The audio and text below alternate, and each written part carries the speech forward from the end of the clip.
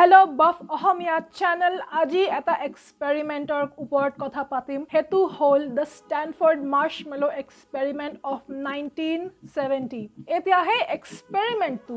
সৰু বাচ্চাৰ ওপৰত কৰা হৈছিল এটা ফেনোমেনা চাব কাৰণে হেতু হল আপোনাৰ ডিলেড গ্ৰেটিফিকেশন এতিয়া এই এক্সপেৰিমেন্টত 16টা সৰু লৰা আছিল আৰু 16টা সৰু ছোৱালী মানুহ আছিল এতিয়া এক্সপেৰিমেন্টৰ কেতমান লিমিটেশনস আছিল এক্সপেৰিমেন্টৰ আগত ইহতি কেতমান বাচ্চা গিতাক অলপ এলিমিনেট কৰিব লাগিলে কাৰণে কেতমান হৈছে ইনস্ট্ৰাকশনস বুজি না পালে আৰু এই মাইনা গিতা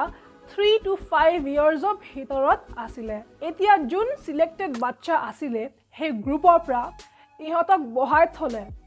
এতিয়া সাইন্টিস্ট কিটা আহি প্লাই ইহতক অলপ ট্ৰিটস দিলে হেতু হল অলপ প্ৰেটজেলস আছিল আৰু দুইটা মান চকলেট চিপ কুকিজ আছিল এই ট্ৰিটস গিটা ইহতৰ আগত থৈ দিলে আৰু ইহতি ক'লে যে যদি তোমালোক এই ট্ৰিটসৰ কাহত 15 মিনিট অলপ ৰখি থাকা বা বহি থাকা পাছত যদি মই আহি প্লাই চাও যে তোমালোক এটো খোৱা নাই মই তোমাক আৰু ট্ৰিটস দিম কিন্তু যদি তোমালোক এটো গুটেখিনি খাই দিয়া মোৰ আহাৰ লকে তে তোমালোক একো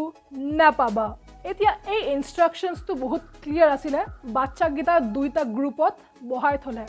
এতিয়া ফাৰ্স্ট গ্ৰুপত কেতমান বাচ্চা কুকিজ আৰু ট্ৰিটস চাই প্লাই খাই পেলালে ইহতি ৰখিব নোৱাৰিলে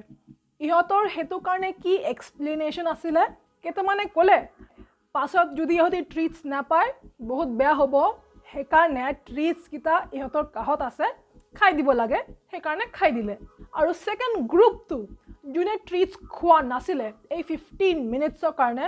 ইহতি কি কৰিলে ইহতি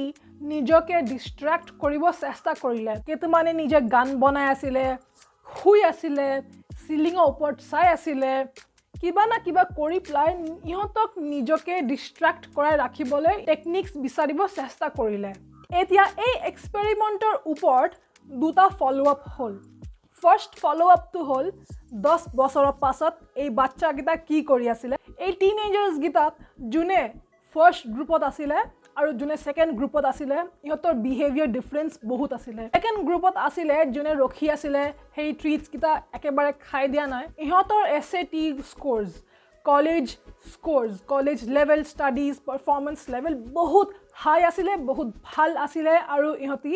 গুড স্টুডেন্ট ক্যাটেগৰীত পৰিলে এতিয়া next phase of the study